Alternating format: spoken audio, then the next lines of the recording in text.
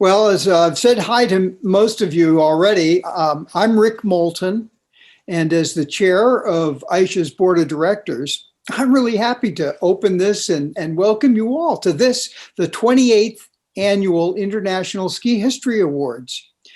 And I'm really sorry that due to COVID, we're not on the stage at Snowmass in Aspen, Colorado right now to make these awards. But I'm happy that we can be here online conducting our second year of virtual awards via this Zoom gathering. There is a silver lining in that there's been no expensive air travel necessary to participate in this event. So with the exception, I think, of just two authors, I think we'll all be here together, sharing in the recognition and celebration of your fine work. And with the end of that preamble, I'm going to pass hosting on to ISHA's president, Seth Masia. Thanks, Rick. Since 1993, we've gathered each year to honor the best histories published during the preceding year. In book format, in film, video, or other electronic format. We often also honor someone with a Lifetime Achievement Award or a Special Service Award. These go to a broadcaster, historian, museum curator, or editor who has made a major contribution to skiing history over time. I want to thank the awards committee, who read and viewed dozens of new books and videos to come up with this year's most significant titles. They are Committee Chairman Rick Moulton, who is also the newly elected chairman of ISHA, Einar Sunde, who is also secretary of ISHA's board of directors, and Bob Soden, who is also ISHA's newly elected treasurer. This year, we're pleased to honor 14 new books and 2 videos, plus a special service award, and we'll start with honorable mentions. This year, ISHA would like to acknowledge and share with you 3 honorable mentions. Worthy of recognition for their historical intent, but whose content did not rise to the level of our awards. This year, all 3 deal with the local or regional history. Wandamere, Legacy on the Spokane River, by Ty A. Brown. Sun Valley, Ketchum, and the Wood River Valley, by John W. Lundeen. And Southern Snow, The New Winter Guide to Dixie, by Randy Johnson. This brings us to our Scathy Awards, honoring significant works of local or regional history. The award is named for Scathy, the Norse goddess of skiing and the hunt, a snowy version of the Greek goddess Diana. Scathy was so important that her worshippers named their homeland for her. Scandinavia derives from Scathy. She was so devoted to the mountains that she dumped her husband, the sea god Norer, and fled to her father's snowbound house, where she shacked up with the wizard god Odin. This year, Scathy takes us around the world, from Austria to Australia, with stops across North America. Our first Scathy Award this year goes to Arapahoe Basin, a Colorado legend since 1946, by Kathleen Norman, with Alan Henseroth. Arapahoe Basin, a Colorado legend since 1946, by Kathleen Norman with Alan Henseroth. Beginning with a review of Colorado skiing from the gold camps of the 1860s through to the 1930s and World War II, the 10th Mountain training up at Camp Hale, this book presents the story of Arapahoe Basin, but unfolds it in the context of Colorado's ski history. Founded and run by 10th Mountain veterans, the ski area emerged from this heritage. It celebrates the pivotal role of Larry Jump, the 10th Mountain co-founder, who ran the area for a quarter of a century. The book was 4 years in the making, celebrating the expert terrain and the extended season afforded by the practical grandeur of the ski area's high-altitude location. It examines the changes caused by the opening of the Eisenhower Tunnel and the revival and repurposing that came over the last 25 years of the Dundee Dream Resort's ownership. With over 400 images supporting Kathleen Norman's skillful narrative, this book is a glimmering account of the 75 years of Arapahoe Basin. Kathleen Norman with Alan Henseroth. Kathleen Norman is a prolific author, specializing in local histories around Colorado. She's authored well-researched books on Loveland Ski Area, the Broadmoor Hotel in Colorado Springs, Cripple Creek, the Washington State Capitol, and the cities of Golden and Lakewood, Colorado. As an editor and project director at the Donning Company from 2008 to 2017, she helped to publish more than 50 titles. This is her first ISHA Award. Alan Henseroth has worked on the mountain at A Basin for 33 years, starting as head of the ski patrol, and today he is chief operating officer. But before that, he was a patroller at Keystone. So he's been eyewitness to A Basin history for 38 years. In addition, Alan serves on the boards of the National Ski Areas Association, Colorado Ski Country USA, and the National Avalanche Foundation. Kathleen and Alan, please tell us about how you came to write this marvelous, beautifully illustrated book. For many years, we had talked about our history, and we knew some of it. We knew it was rich, and we knew it went back to the 10th Mountain Division.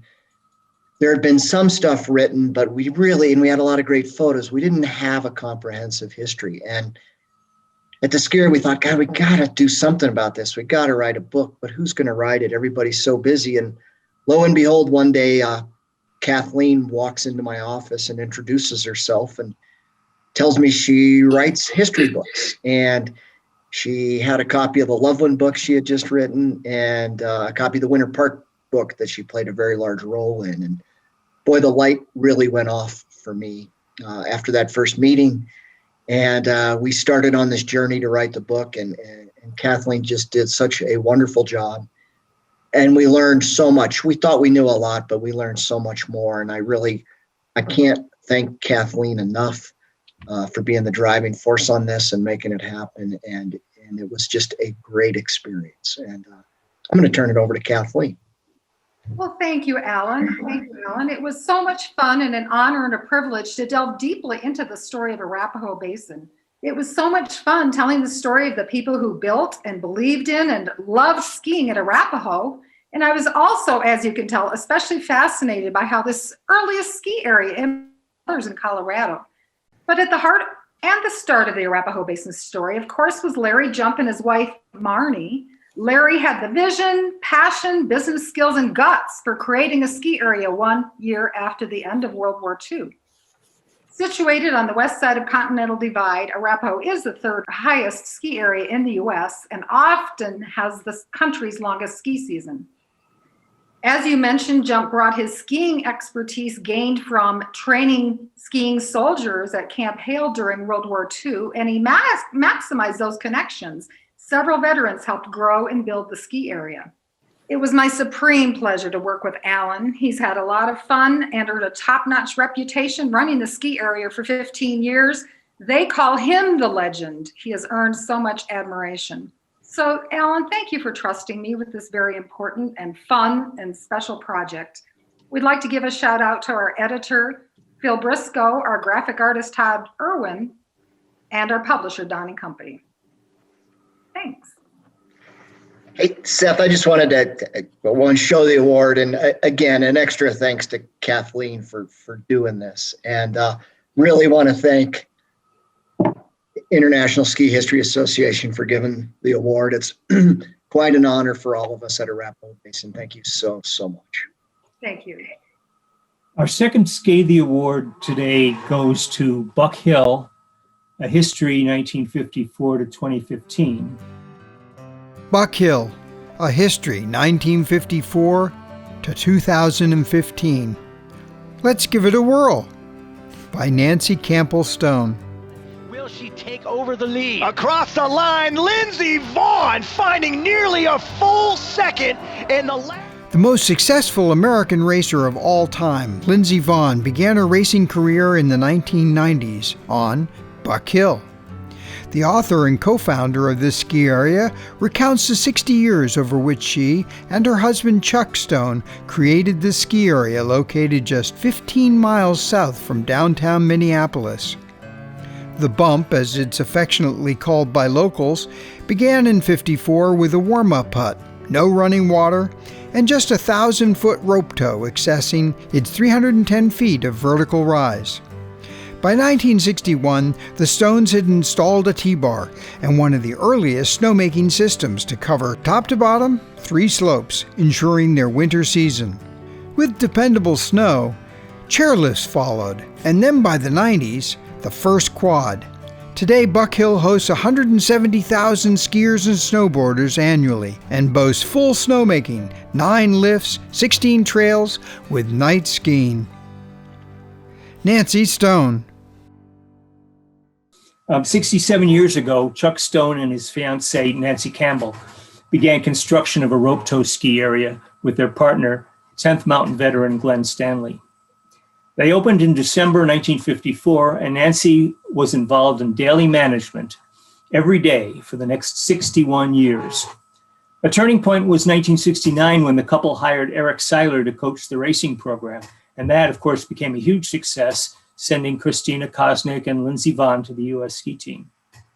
Chuck died in 1994, but Nancy and her kids carried on until 2015 when they sold the area to their general manager, Don McClure, and his partner, architect David Solner. No one is better qualified to tell the story than Nancy Campbell Stone. This is her first ISHA Award. Well, you said it all. Thank you very much. You just did a wonderful job. And thank you for your great organization and how interesting to hear all these other people. That is really great. I'd like to read all their books. And we were very, very lucky to find Buck Hill when we were 22 and 23 years old and had a lot of friends, and we're very dedicated to building a ski area and a racing team. And I guess we succeeded. And I want to, not only that, I want to thank all of you, but I also want to thank my daughters and my son and Colleen Crawford, who was very, very helpful in me writing this book. And thank you. You did a wonderful job with the pictures and everything. Thanks so much. Well, that's great. Thank you. Thank you, Nancy. Our third Scathy Award is for Sichtbar, Eugen Heimhuber's Vision, photographs of the Arlberg and Hochtamberg by Martin Romberg and Christoph Terney. Sichtbar, Eugen Heimhuber's Vision, photographs of the Arlberg and the Hochtamberg by Martin Romberg and Christoph Terney. Eugen Heimhuber, whose life spanned almost a whole century from 1879 to 1966, was responsible for around 18,000 photographs in just this, the first archives examined by Martin and Christoph. Under their direction, the Foundation Friends of Hannes Schneider set about editing these photographs and created a virtual visual history forum. This collection was ideal for the purpose in view of its thematic focus and sheer scale. The book presents the initial results of the visual history, which addresses the significance of the Heimhuber collection. The book is published in alternating translations of German and English, with each page surrounded by the incredible photography. The photographs clearly show the brothers Fritz and Eugen Heimhuber's contribution to the early development of skiing, and Eugen Heimhuber's ties to the Arlberg in particular. Through the photos, a visual portrait of the evolution of ski equipment and skiing technique emerges as one sees how this advent of skiing invigorated the Arlberg and Tannenberg regions of Austria in the winter. Christoph Terney and Martin Romberg. This is Christoph Terney's second ISHA Award. With his co-editor Rudolf Mollner, he won an Uller Award last year for Skispuren, Ski Tracks, a collection of academic essays. This month, he was elected to ISHA's board of directors. His collaborator on this book is Martin Romberg, president of the Friends of Hannes Schneider Foundation, who carefully cleaned up the photos for publication. Gentlemen, please tell us how this book came together. Chris, you want to start? Okay, thank you very much, dear Thad Measure and Rick Moulton. The Foundation Friends of Hannes Schneider would like to express its sincere thanks to receive this award today. We feel very flattered and honored that the results of our activities I'm not only noticed in the USA at the center of the US skiing history, but also awarded with the prize for the best book. We appreciate this award very much and will make it public in our network.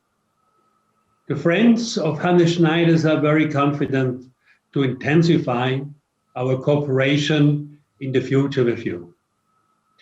The aim of the Foundation Friends of Hannes Schneider, the foundation was founded in Stuben in 2016, is to make the history of winter sports come alive. The most important goal of the club is to document the life and the work of Hannes Schneider and his surroundings. And this means also to document the second important lifespan of Hannes Schneider in the USA. Furthermore, we promote scientific research in winter sports in general. This is conveyed via events, exhibitions, publications, and projects. An international network of experts play an important role in this. And I would like to hand over now to my friend Christoph to explain a bit the book Sichtbar and the role of Eugen Heimhuber. Thank you so much really to our friends, and I hope to meet you once either in America or here in Austria. Christoph? Yeah, thank you, Martin. And thank you, ISHA, for the award, first of all. And of course, I'm proud to have an award as an ISHA board member now. And it's very nice to see faces that I've seen personally years ago, like Robin Morning, or that I've seen virtually during the last year. So happy to meet here. The book is the result of the work on a project between the provinces of Vorarlberg and Allgäu. We have started a project that was founded by the European Union some years ago.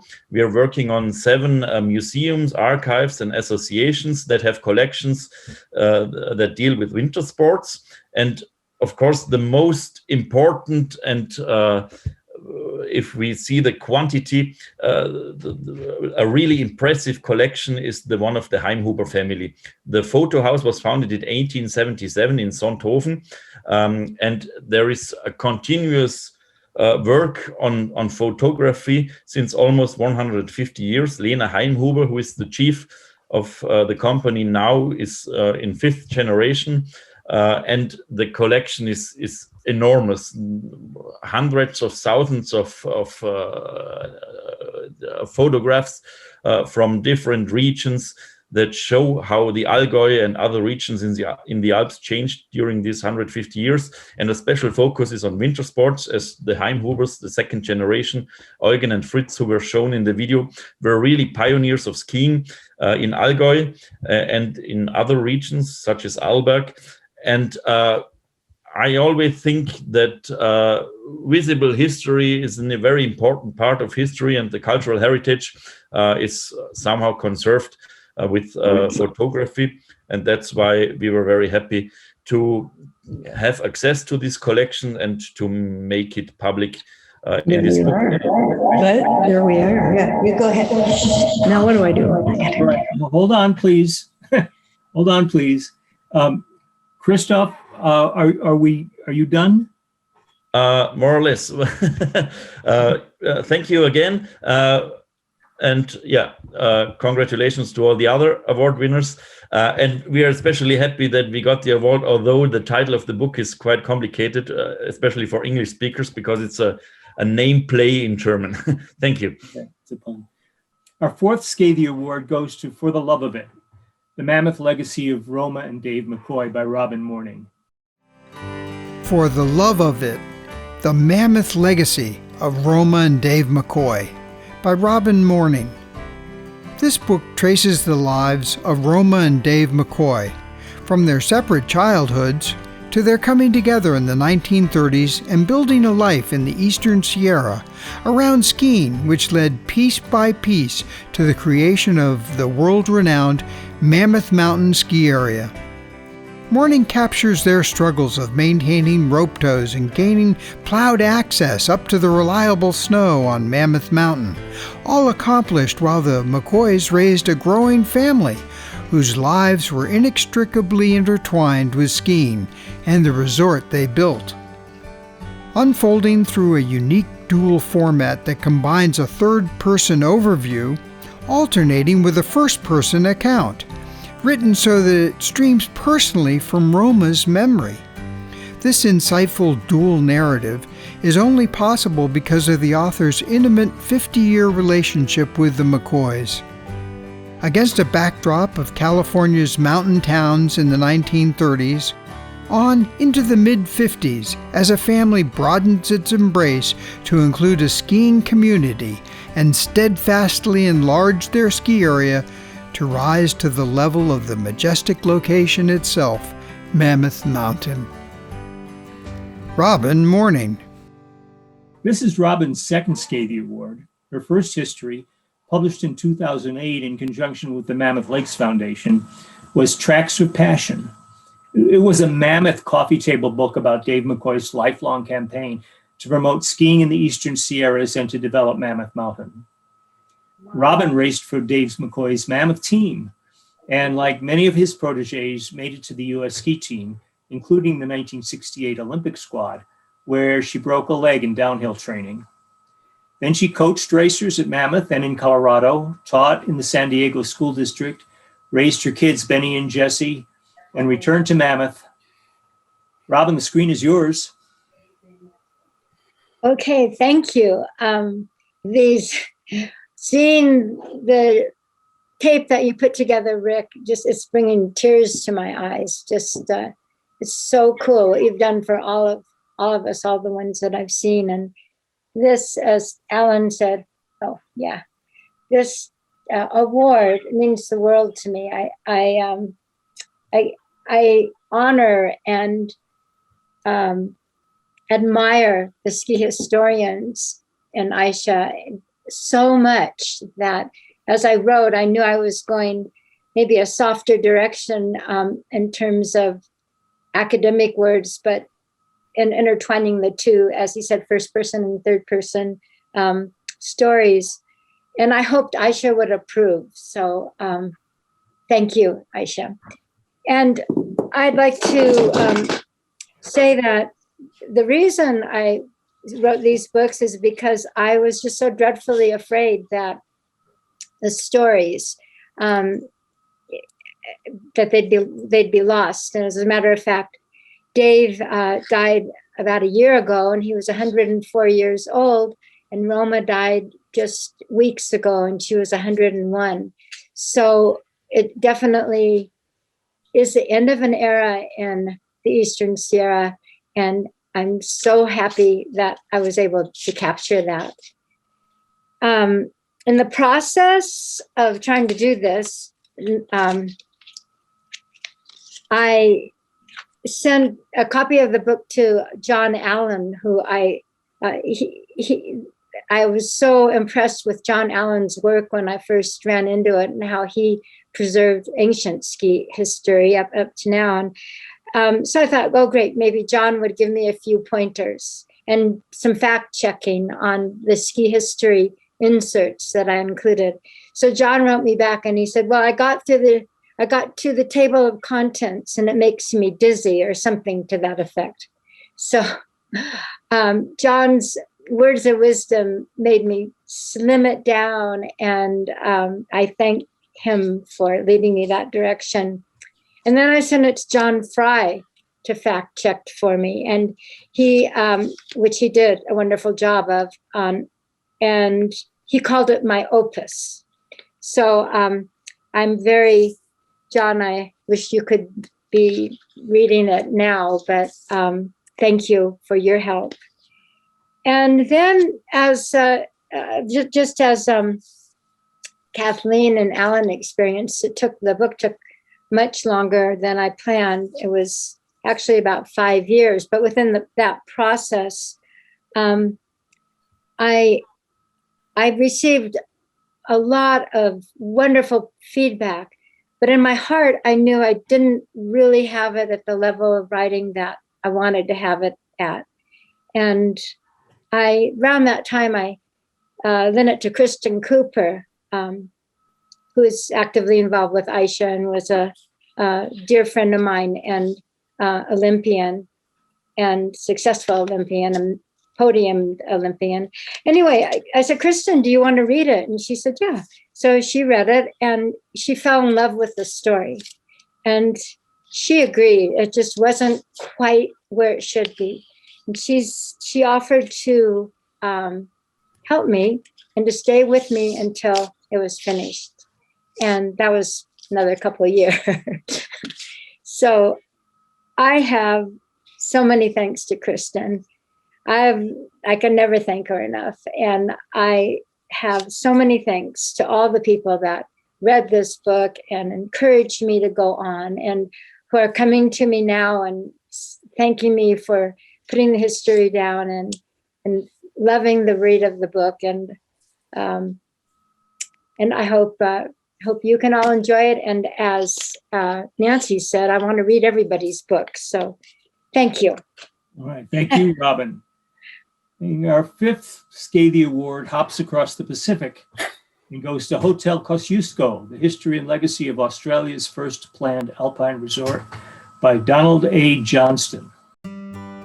Hotel Kosciuszko, the history and legacy of Australia's first planned alpine resort, by Donald A. Johnson. Located in the alpine region of southeastern Australia, Hotel Kosciuszko was built in the beginning of the 20th century by the New South Wales state government. The idea was to serve a growing demand, to experience the beauty in the mountains and have access to the cool air of Kosciuszko National Park. This hotel quickly became a vibrant year-round playground and afforded access to Australia's mountains in winter, which encouraged the early formation of many alpine ski clubs. Then, in 1951, the hotel burned to the ground. This book brings the hotel back to life, with its 300 pages detailing the colorful hotel life from stories, accounts, architectural drawings, maps, brochures, rare photographs, and a rich collection of memorabilia. Now, 70 years after its destruction, the hotel's role as a catalyst for the development of all Perisher Range ski resorts is traced and enshrined in this book. Donald A. Johnson. Thank you. As author and member of the Perisher Historical Society of New South Wales, the producers of this publication, we thank ISHA for honouring us with this wonderful award. Little did I realise when I first visited the former Hotel Kosciuszko site in 1958 at the age of 17 that what I saw then would, some 60 years later, lead me into a fascinating journey to discover the 50-year life of Australia's first alpine hotel. The site I witnessed then in 1958 was, however, lying in ruins as a result of total devastation of the hotel by fire some 8 years previous. It was in 2012, with an architectural heritage background, I was ecstatic to discover in the government archives the original 1907 hotel architectural plans and its 1910 guest register. And these documents inspired me to research the hotel's history in depth. Aided by wonderful and generous donations from the personal archives of over 100 families, some being descendants of former occupants of the hotel, allowed me to weave throughout the narrative significant social history and hotel customs experienced across the decades. The hotel's loss in 1951, however, was not in vain, as it became the catalyst for the creation of newly formed, commercially operated ski fields across the Kosciuszko National Park, enjoyed by thousands today. Thank you again, ISHA, for honouring us with this wonderful award.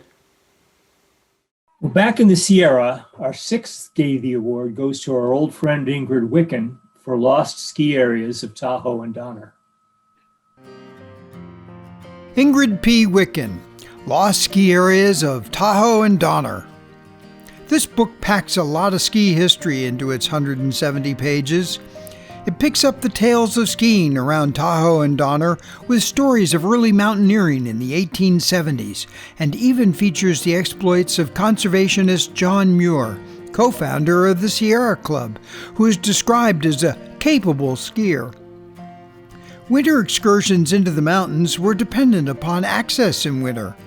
Skiers first came by train to Truckee and the snowsheds up on Donner Pass, and then by the 1920s they could come by car, following two open roads through the region, Route 50 leading through the mountains to Lake Tahoe's southern shore, and Route 40 to Truckee and access to the North Shore. Skiing expanded off of these roads during the 30s and 40s, only pausing for the war.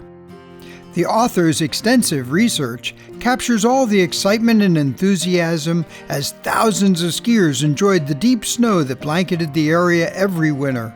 The book is wonderfully illustrated with scenes from the past, classic posters, advertisements, and other memorabilia reflecting the ski areas, lodges, and resorts that have receded into memory. Ingrid Wicken. This is Ingrid's fifth ISHA Award since 2003, which I think gives her a record number of award-winning books. Ingrid is a professor emerita of kinesiology at Moreno Valley College and has presented papers at a number of ski history conferences.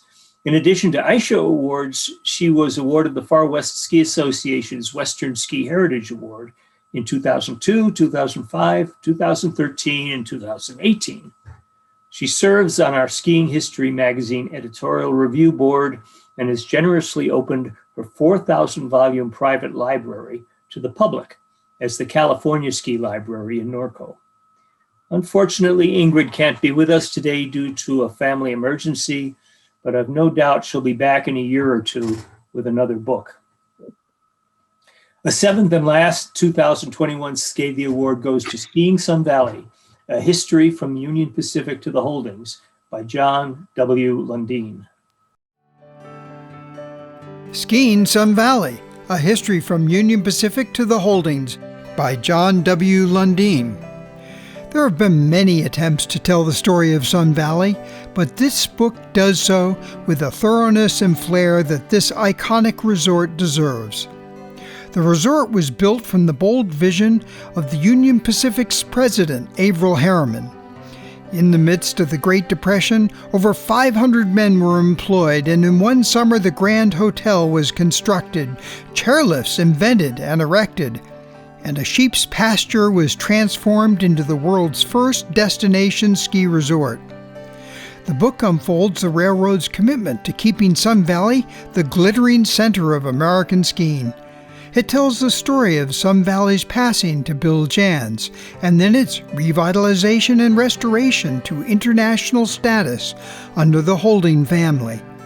With over 150 photographs and the benefits of extensive research, this book unfolds a history that dazzles with a parade of tales of celebrities like Gary Cooper, Claudette Colbert, Ernest Hemingway, and Marilyn Monroe, as well as icons of American skiing like Dick Durrance, Alf Engen, Billy Kidd, and John Claude Keeley. Here is the storied past of a one-of-a-kind place by a book that does its heritage justice. John W. Lundeen. This is John's second Scathy Award. The first was in 2008 for early skiing on Snoqualmie Pass. John had an incredibly impressive career as a U.S. Justice Department civil rights attorney and as a defense attorney in federal courts. And then he developed a practice in land use and environmental law. Since retiring from the law, he's been more or less a full-time historian, much to our benefit. John, please put the Sun Valley book in context. Well, thank you, Seth, and thanks to ISHA for this award, and also the honorable mention to my other book that came out last year, Sun Valley, Ketchum, and Wood River Valley.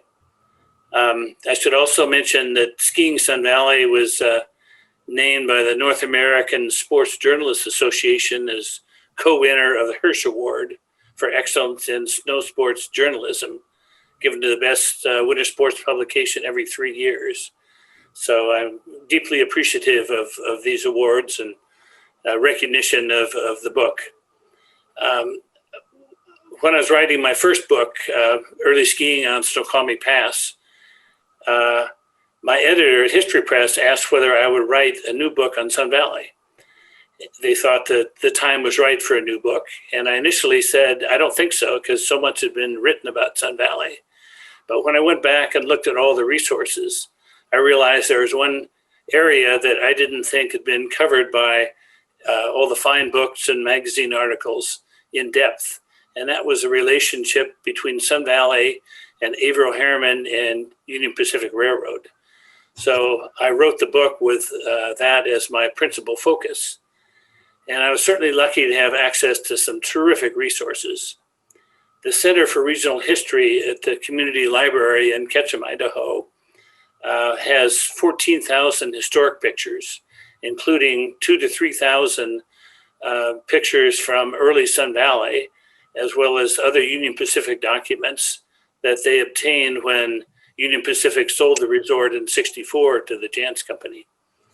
They also have the every edition of the Sun Valley Ski Club reports and American Ski Annuals that detail all of the Harriman Cup races and all the improvements that were made in and around the resort. The center also has over 500 oral histories ranging from people like Averill Harriman and his daughter Catherine to ski instructors, actors, and many of the Union Pacific personnel involved in the construction and operation of Sun Valley. They offer personal insights into Sun Valley that are really unique, and I included many of those personal stories into the book to give a real personal flavor to it. I was also fortunate to make contact with Maury Klein, who is the Union Pacific biographer. He wrote a 4-volume history of Sun Valley, as well as biographies of E.H. Harriman and Jay Gould. And he was kind enough to give me access to a treasure trove of internal Union Pacific documents that he had collected in over 40 years of his research on the railroad. And those provided an invaluable insight into both Averill Harriman and Union Pacific and how they built and operated Sun Valley, including many telegrams to and from Harriman showing his hands-on role. The end result was a book that I think is very unique that describes how Sun Valley had a monopoly on skiing grandeur for decades and influenced all the ski resorts that later came.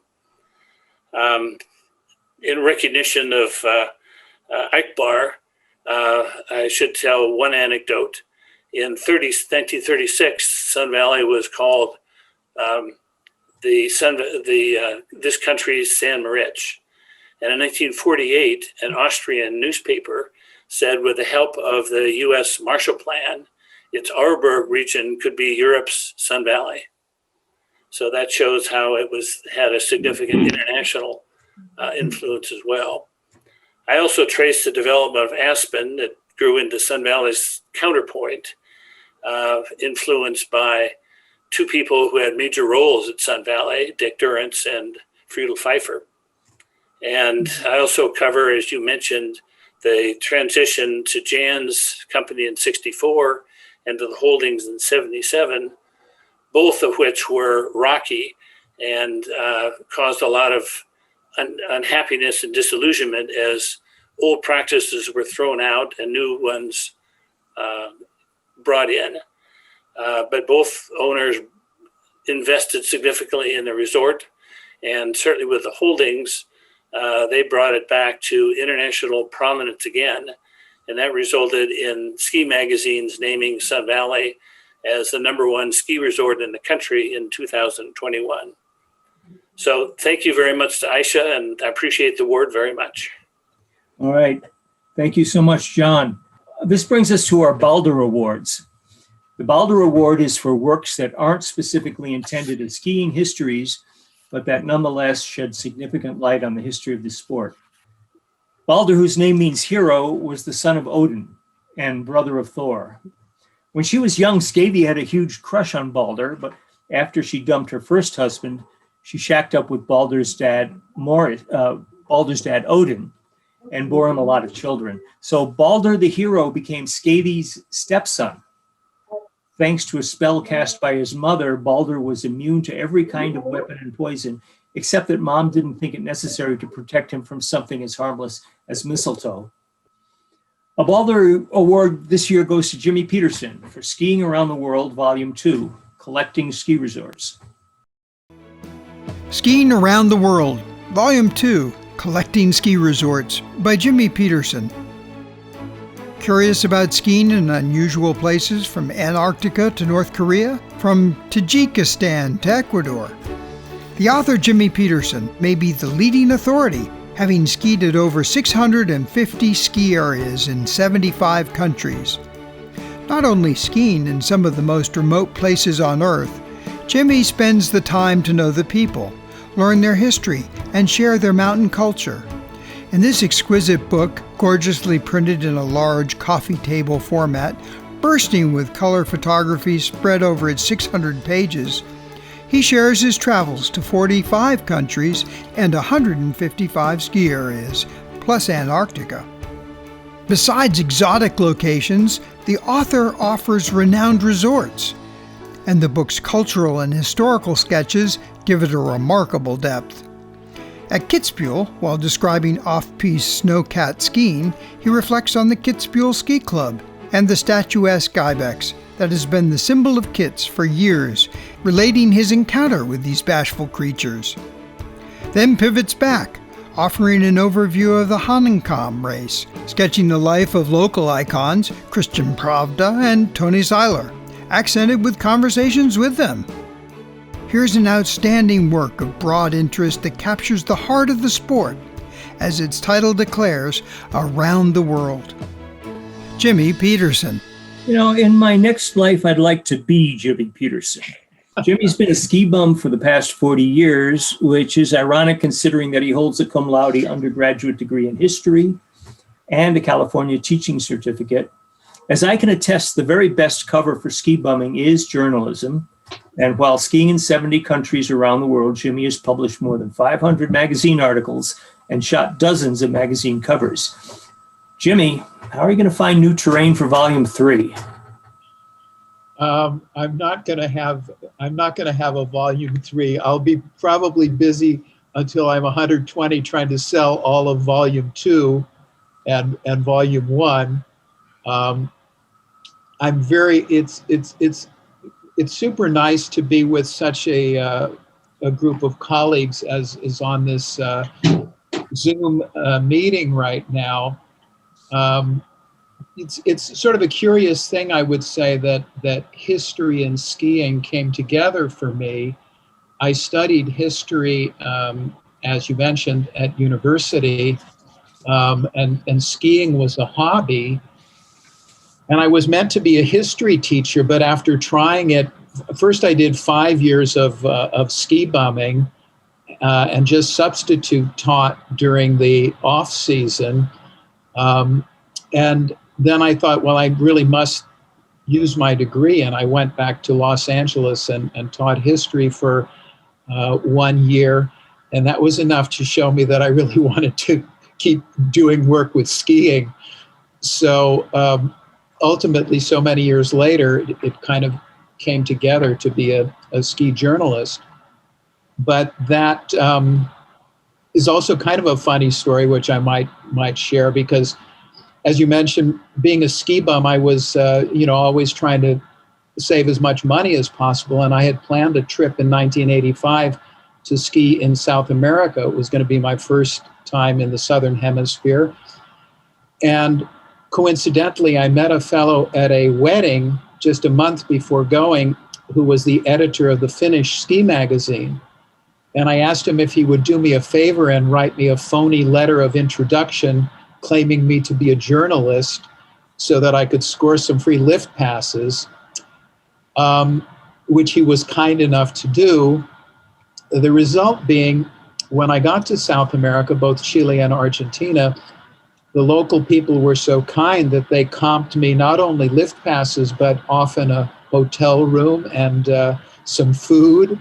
And I got a guilty conscience, something that a ski bum shouldn't have. But I decided I better really try to return the favor and write something. And I only had an old Russian camera with me, a Zorky 10, and it didn't have interchangeable lenses, but I put some slide film in and I took some photos. And the result was, when I got back, I was able to sell these articles in Finland as well as Denmark, Norway, and Sweden. And I was a ski journalist. But I realized that I really wasn't that good a ski journalist.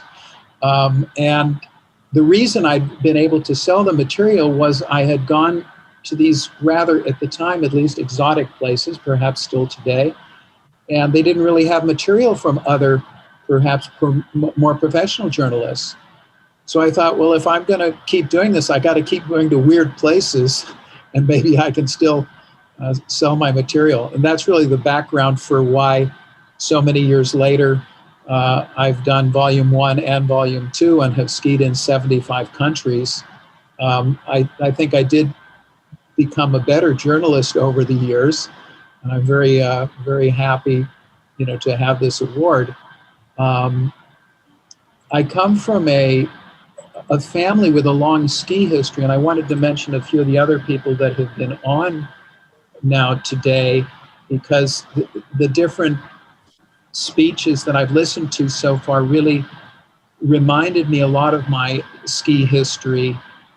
Nancy Stone, who worked so many years at the little local ski area, was similar to my parents. My parents actually were featured as in one part of Ingrid Wickham's new book, because they owned and operated a small ski area now defunct in California called Strawberry Mountain. There was a photo from Ingrid's book of my mother that was shown. My mother was the first female certified ski instructor in California. And right now I'm living in the old family house in Austria, in Altaussee, which you see in the background here, which my great uncle, Paul Preuss, was born in this house in 1886. And he's considered the father of free climbing and was a very early pioneer also of ski touring in the first decade of the century. He was born 1886, so from 1900 on, he was doing a lot of ski touring.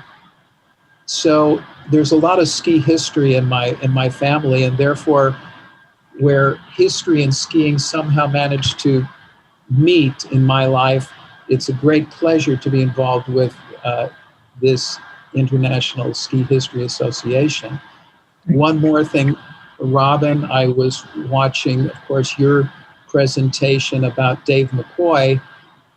My mother certified at McGee Creek with Dave McCoy, according to her story, when he just had a portable rope tow there before building lifts at Mammoth. And, of course, he was a fantastic, both of them were fantastic in the ski industry. And one other odd coincidence is that I've supported myself a lot of the time as a ski bum by singing and playing music. And the first job I ever had was I can't remember, it was one day or one weekend at the Mammoth Mountain Lodge, singing when I was about 20, and doing some troubadour stuff. Anyway, instead of showing you my award, which I'm very happy for, since you're all into ski history, I thought I would hold up these are some of the things that are in this old house. This you will recognize is the attachment which you put on, which you carried with you. My Uncle Eddie had this for years. You carried it with you in your rucksack in case you broke a ski tip, and then you could still use this little piece, attach it to your broken ski, and ski down. So Thank you so much. thank you so much. This brings us to film awards, which are obviously given to productions that make an outstanding contribution to the historical record of skiing. And this year we have two films. The first is American Downhiller, The Legend of the Men's Team, produced by Claire Brown and Scott Lyons.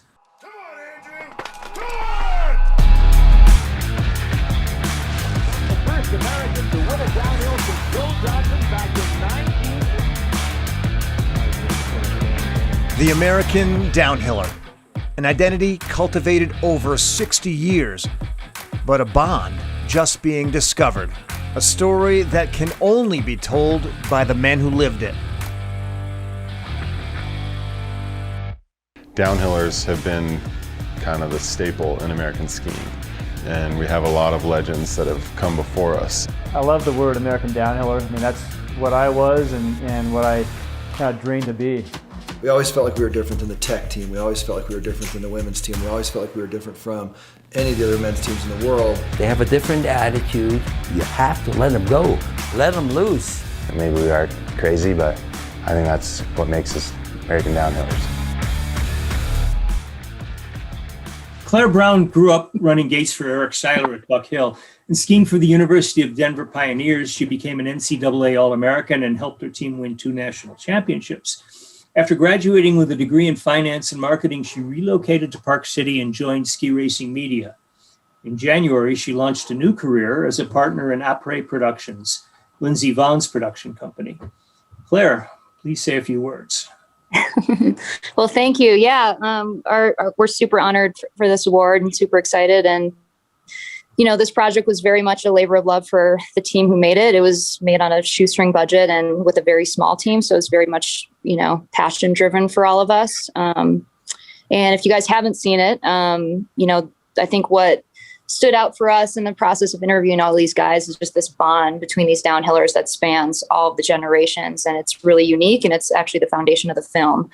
You know, and throughout the process, we learned that, you know, the guys really made a conscious effort to pass down knowledge to each generation, and that they really felt that they needed to band together in order to compete against the Europeans. And, you know, the result of that is this brotherhood that stands the test of time. And we were able to partner with Jalbert Productions and access some amazing archival material, which really helped bring the story to life. And it's also just a celebration of Jalbert's legacy as a filmmaker. There's just some outstanding archival material in there, dating back all the way to Buddy Werner.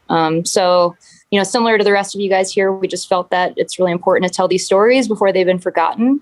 So our goal was just to celebrate the awesome history, but also fire up the next generation to help keep this lovely legacy alive. So yeah, thank you so much for this award and recognizing it. It's just really fun to see all of you and celebrate these amazing stories of our sport. And, you know, it's really important. I'm grateful for ISHA and what you all do. So thank you. All right. Well, thank you, Claire. Our second film award is for Fresh Tracks, produced by TFA Group and Lime Kuehler Media. There is nothing in the world like going out onto an untouched, open, virgin mountain slope drenched under a thick blanket of new powder snow. It gives a supreme feeling of freedom, mobility, a great sense of flying, moving anywhere in a great white paradise. Ski and mountaineering pioneer Hans Gmoser may have been the one to put words to this sentiment, but for years, countless explorers and innovators have been seduced by the possibilities that an unmarked slope can promise. Time has brought change, of course. Time has changed the technology at their fingertips. Time has built upon the knowledge of the last generation. Time has even shifted the face of the mountains on which they search for the next step, the next level to their evolution. But time has not changed the spirit within, the indomitable desire to do more, to create, to leave their own tracks in the pristine landscape spread endlessly before them.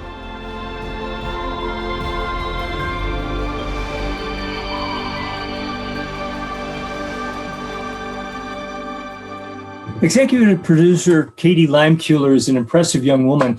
After opening her own consultancy specializing in social media marketing strategy, she became determined to tell the story of her grandfather, Ski Hall of Famer Bud Limeculer. With no background in film, she educated herself by picking the brains of dozens of filmmakers and finally forged a partnership with TFA Group, which had made The Empty Net, a great film on the Paralympians who play sled hockey. Fresh Tracks is Katie's first screenplay and first movie production. Also with us is TFA Group founder Jeremy Snyder, who directed The Empty Net and served as executive producer on Fresh Tracks. Katie, Jeremy, welcome. Please say a few words. Hi, I'm honored today to accept this film award for our documentary Fresh Tracks. It's been an incredible journey to tell this story and honor my grandfather's legacy as a pioneer in adaptive skiing. I'm so grateful for my family supporting and always believing me in this vision for the film that I had. Without them, it wouldn't have been possible. And I'm also so thankful to the TFA Group, Jay, Mallory, and Hans, and the whole film crew for bringing this story to life. Unfortunately, Jay had to hop off, so he's not going to be able to join us today. But we're also really thankful to the International Skiing History Association for recognizing our work with this award. We know how important adaptive skiing is to continually evolving in sports and technology, which was what we hope to do with this film. I really strongly believe in the power of telling impactful stories that make a difference. And that's what we set out to do with this film, is by documenting the journey of, kind of how the Paralympics got started and adaptive skiing. So, I just want to say that one of my grandfather's favorite sayings was that he took advantage of a disadvantage. And that's the message we hope to convey in this film. And we just want to highlight that people can reimagine their challenges as opportunities. And that's what we hope to do. So thank you. Well, thanks so much. This brings us to the Uller Awards, which are for histories of global importance. Uller, whose name means glory, was the Norse god of skiing and bow hunting, the male skadi. Uller was the stepson of Thor, who was Baldur's brother, and that made him step-grandson of Odin, and therefore double step-grandson of Skadi. I think I understand that. Our first Uller Award this year goes to the Winter Army, the World War II Odyssey of the 10th Mountain Division by Maurice Isserman. The Winter Army, the World War II Odyssey of the 10th Mountain Division by Maurice Isserman.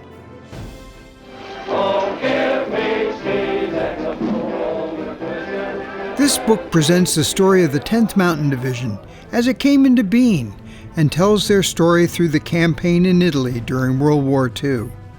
Picking up the story with the founder of the National Ski Patrol, Minute Dole, who envisioned American mountain troops as skilled in winter warfare as the valiant Finns who fought on skis to hold the Soviet Union at bay in 1939. The book follows the formation of the 87th Regiment and carries them to Paradise Lodge, the training up on Mount Rainier, and their unfortunate 1943 Kiska landing up in the Aleutians.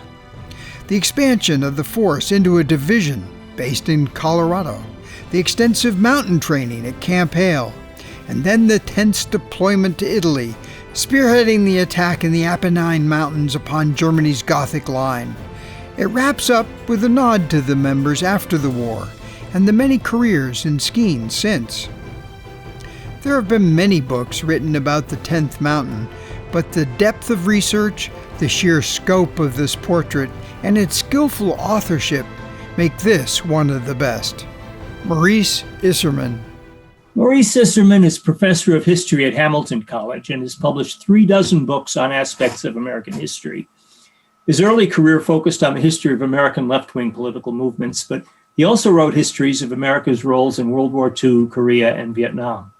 In recent years, he's turned his lifelong love of climbing into groundbreaking and award-winning histories of mountaineering in the Himalaya and North America. It's not surprising that he's now turned his attention to the 10th Mountain Division. Professor Isserman, welcome to the world of skiing history. Thank you, Seth. Can you hear me? Yeah, you could turn it up a little. Well, just speak closer to the mic. Great honor. Thank you, ISHA. And very interesting listening to all the other books receiving awards because so many of them feature characters who are also in my book. Hannes Schneider is in the book, and his son Herbert was one of the early recruits to the 10th Mountain Division. Friedel Pfeiffer, another early recruit, and Larry Jump all appear in the book. I wrote the book coming at it from a different direction from mountain climbing history, and in writing the history of both Himalayan mountaineering and North American mountaineering, I kept bumping into the 10th Mountain Division and got interested in them, and had a colleague here in geology who was also one of the early recruits. And he told great stories, not about combat in World War II, but about his ski training at Camp Hale. So that's how I got interested. The Denver Public Library was my main resource. They have the 10th Mountain Archives, which contain something like 15 to 20,000 letters written during the war from Mount Rainier, from Camp Hale and the Colorado Rockies, and also from the front in Italy. And so they were a great resource.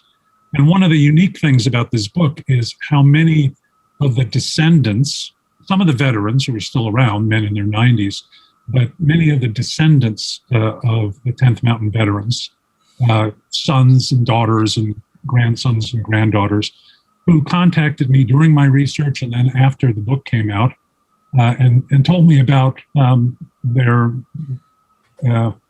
ancestors and experiences. And I incorporated a number of those letters into a new appendix to the paperback edition of The Winter Army.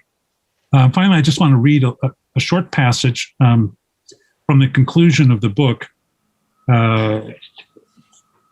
commemorating my visit to the battlefield in northern Italy a couple of years back as I was completing my research. Along Riva Ridge and the ridgeline connecting Belvedere, Gorgolesco, and Della Torraccio today, all of which they fought to capture from the Germans, there aren't many reminders that a great and terrible battle was fought there within living memory. A few memorials, a few markers, some shallow depressions in the earth that were once bunkers or foxholes. The barren mountainsides of 1945 are now heavily wooded. In the springtime, the hills are dark green, except where the canopy of leaves is embroidered by flowering chestnut trees. Visible on the lower hills, the little towns like Querciola and Vinciatico are bigger now and prosperous. The time of hunger, rubble, and violent death long gone, if not forgotten. There is a piazza, 10th Mountain Division, on side street that invites appreciative reflection in the shadow of Belvedere. The views from Riva Ridge and Mount Belvedere today are of a beautiful and peaceful landscape in an imperfect but better world. The men of the 10th helped to make it so.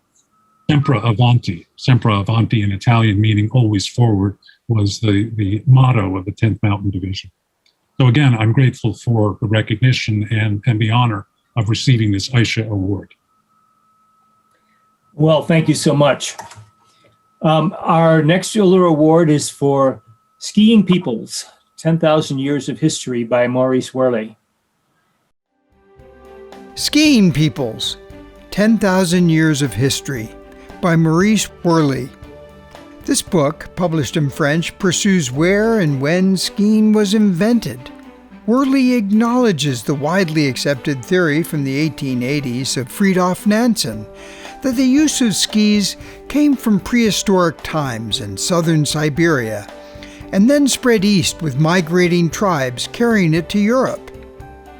But the author, with well-documented archaeological, geographic, and cultural evidence, argues that the cradle of skiing is European in origin.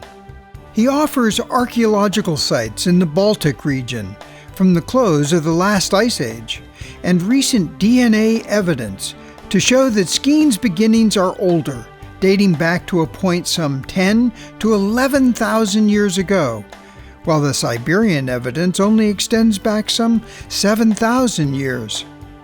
this book is a groundbreaking examination of skiing as it evolved through the centuries. Maurice Worley.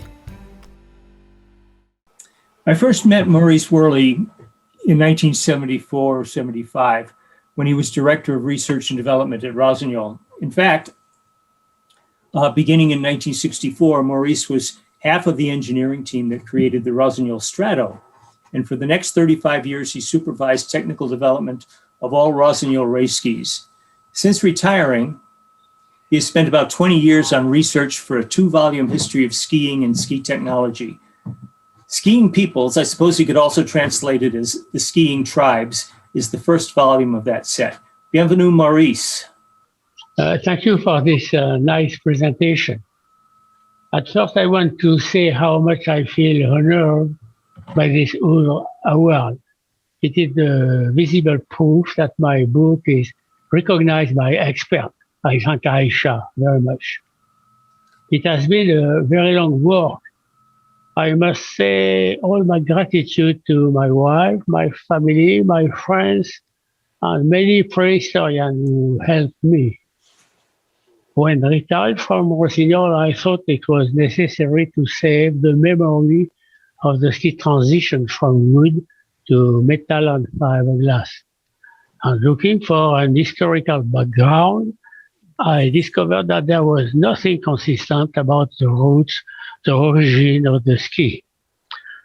Reading a book on the Mesolithic culture, I found by chance that ski fragments 9,000 and 8,000 years old had been extracted from the ground during the 60s by Grigory Burov in northern Russia.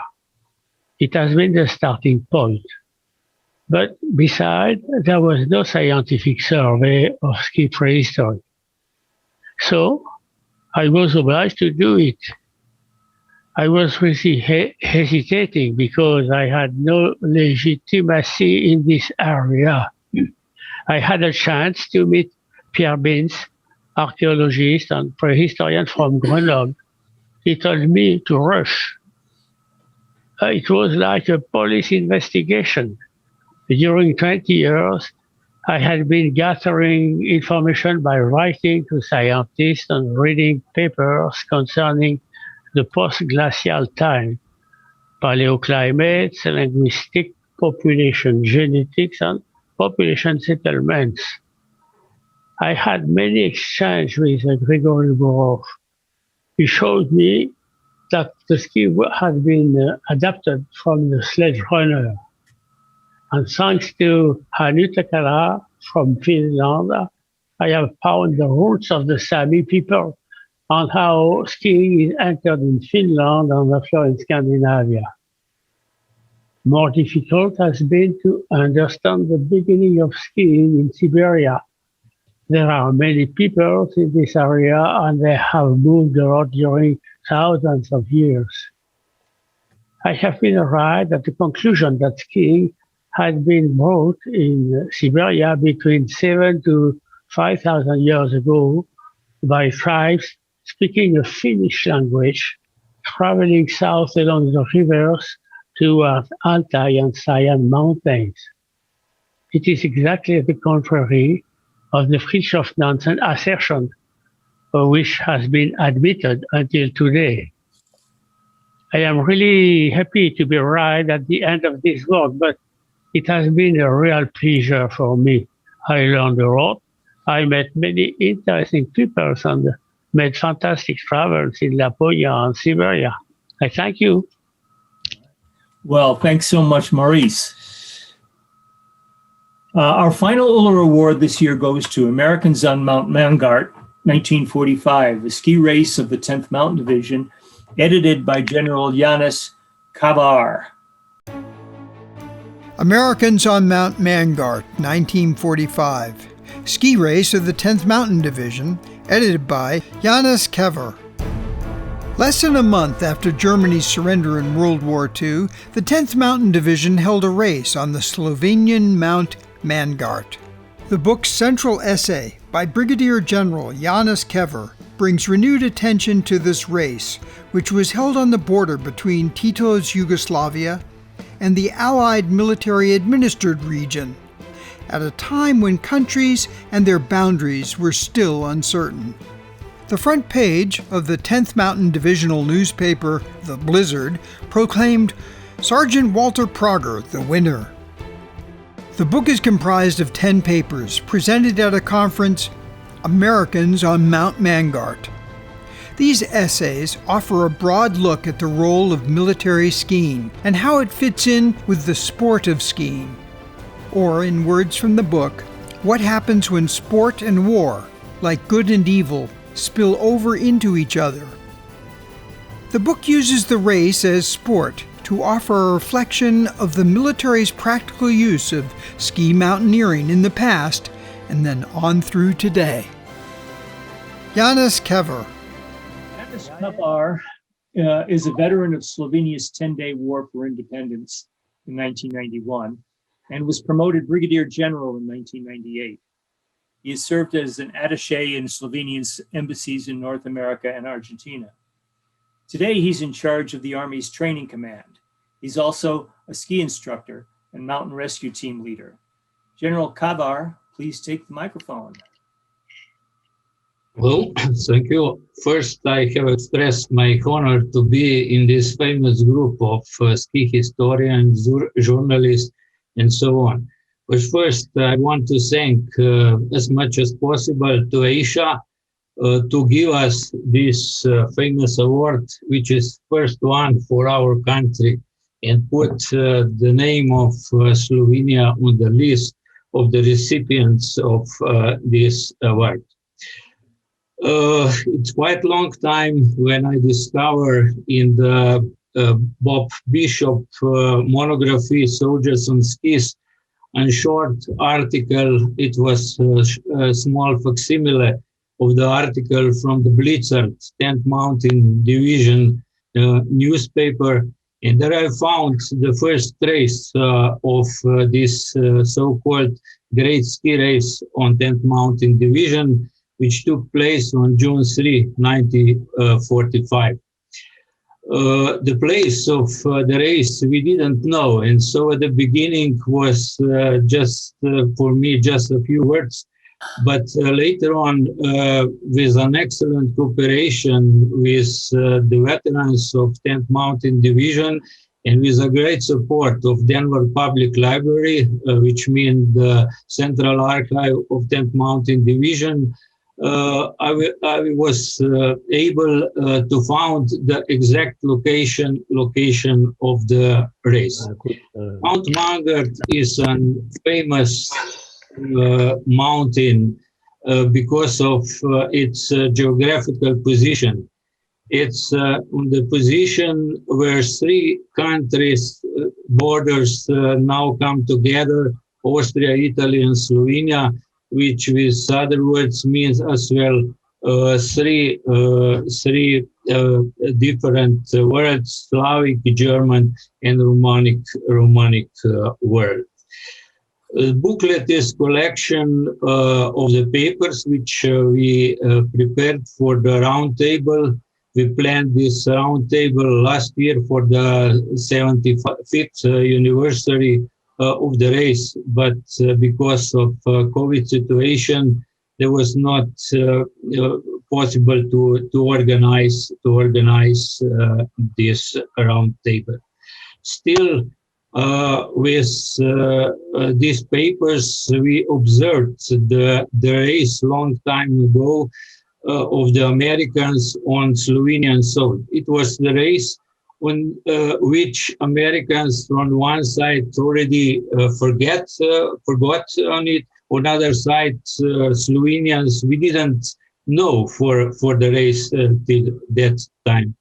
But again, we found an interesting part of the skiing and same time military skiing history. So we are very glad to do it. I was very honored and glad to found and to talk some years ago with the veterans of 10th Mountain Division, which were protagonists of the race, like Karl Stingel, John Woodward, and the others. In the meantime, we organized some events on the same place of the race on Mount Mangart. Like in 2011, we organized the first memorial ski race. In 2013, we put on the place of the race informative tables and so on. In present time, this race is still some kind of the catalyst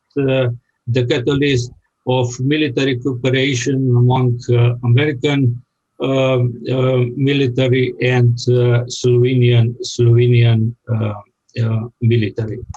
So for the end, I just want to thank you again to ISHA to give us this famous award. Thank you very much for the presentation. And I have to stress some names like name of Dr. John Allen, which involved us in this process. As well, I want to thank for all of them which make this publication possible. This is Slovenian Ministry of Defense, Slovenian Armed Forces, Slovenian Mountain Units, and special our Slovenian Association of Mountain Soldiers. So thank you very much for the honor which you all gave to us. Thank you, General.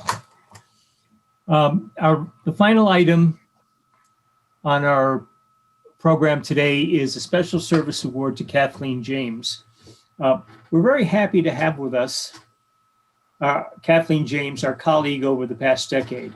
Kathleen worked as an editor at Snow Country magazine, where she learned magazine publishing from John Fry, as did I a generation earlier. In 2008, John recruited Kathleen to take over as editor of what was then Skiing Heritage magazine, and she did a splendid job. One of the hallmarks of a great editor is that writers feel comfortable in the knowledge that she'll make them look their best in print, and she did. A good editor becomes a writer's best friend, and all of us, all of Skiing History's writers can attest. Kathleen was so good and efficient that we expanded her role to encompass supervision of ISHA's entire office operation as executive director. There, she made hundreds of new friends among ISHA's membership. Members appreciated the friendly way she solved their problems with subscriptions, donations, and the website. But we couldn't keep her. 3 years ago, Kathleen ran for a seat on the Vermont State Legislature and won it easily. She was reelected last November. The demands on her time at the state capitol took her away from ISHA, and she finally became a full-time public official at the end of December. 4 months later, we're still figuring out how best to fill her shoes. Kathleen, on behalf of the ISHA board and the entire membership, please, Rick and I are delighted to recognize your long tenure with this Special Service Award.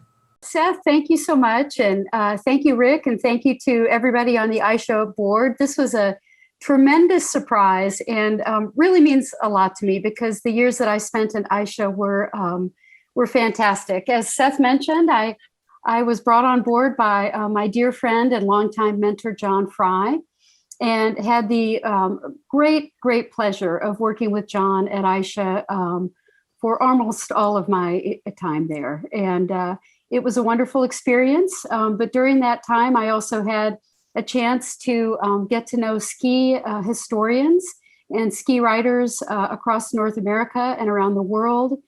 I absolutely loved working with the ISHA board. What a great crew of people who are so passionate about this sport. And I had the chance to get to know our wonderful members. So for me, the job was, of course, about learning more about the history of the sport that I love so much, which I continue to believe is the coolest and most interesting sport in the world. But skiing history and ISHA for me were always about the people. They were, it was about our members, it was about the board, it was about John, it was about you guys, and it was about people who live all around the world who care passionately about the sport like we all do. So I'm really honored by this award. I really am. I keep it right by my desk. And I look at it all the time when I'm working on a very different set of challenges right now as a Vermont state legislator. So I really can't thank you enough. My years at ISHA meant a lot to me, and they always will. All right. Well, that's great. Thank you. We have another surprise gift for you. The board members chipped in to send you this John Fry Memorial Prize. It's a token of our deep appreciation for all the great work you've done to advance the ISHA mission, and look for it in the mail this week. Wow, thank you. I can't wait to be surprised. And one thing I did want to say is, and I truly mean this, this award for me is about all of you, and it's about John Fry. So I accept it really in honor of John and in honor of all of the work that people did at ISHA long, long before I came on the scene and are continuing to do now. You guys are great. And I want to thank everyone for participating. That's it for our 2021 awards. And I want to think that a lot of you will be able to come join us in Sun Valley next year. We've put this off for 2 years, and we're going to gather again and actually have a live award ceremony. And we'll be getting together there with the U.S. Ski and Snowboard Hall of Fame and the North American Ski Journalists Association. So best wishes to you all. Thanks for joining us. And I hope you had fun hearing from other fellow historians and skiers.